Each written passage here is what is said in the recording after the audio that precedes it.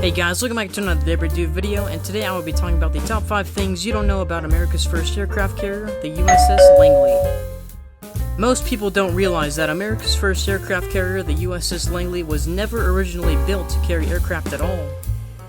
Back in 1913, it was launched as the USS Jupiter, a collier, essentially a floating coal barge for fueling other Navy ships. It was bulky, slow, and designed for logistics, not combat. But in 1920, with aviation technology rapidly advancing after World War I, the Navy saw a new possibility. What if aircraft could take off and land on ships at sea? So they took the Jupiter into dry dock and transformed it into a one-of-a-kind experiment. 2 years later, in 1922, the ship was reborn as the USS Langley, the very first aircraft carrier in U.S. history. It was a bold move, and no one was quite sure if it would even work. But that gamble would reshape naval warfare forever. Now here's something ironic. The Langley was named after Samuel Pierpont Langley, an American scientist and aviation pioneer who frankly never got his plane off the ground. In the early 1900s, Langley designed a series of steam-powered aircraft called aerodromes. He tried to launch them off a catapult over the Potomac River, but they immediately crashed twice. The press ridiculed him, and he gave up shortly before the Wright brothers succeeded at Kitty Hawk. So why name a ship after him? Because despite his failures, Langley's work laid a scientific foundation for powered flight. The USS Langley was more than just an aircraft carrier, it was a floating laboratory.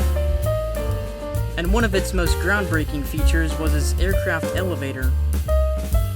This platform lifted airplanes from an enclosed hangar deck below to the open flight deck above. It seems obvious now, but back then, this kind of vertical movement of planes at sea was revolutionary. But the Langley wasn't just about tech, it was also about people. It became the training ground for the Navy's first generation of carrier pilots.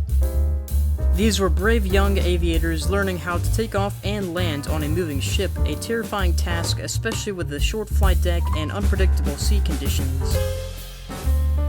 Crashes were common, but from those early trials, the Navy developed carrier landing techniques, signaling methods, and even early safety protocols. Many of the pilots who first trained on Langley would later serve in World War II, flying from legendary carriers like the USS Enterprise and the USS Yorktown. By the late 1930s, though, Langley was showing its age.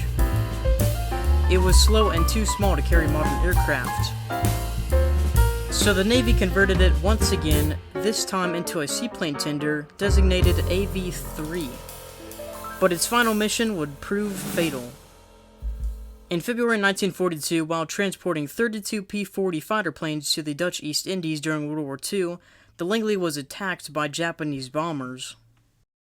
It was struck multiple times and began to sink. To prevent it from being captured by enemy forces, the Navy made the difficult decision to scuttle the ship, sinking it deliberately.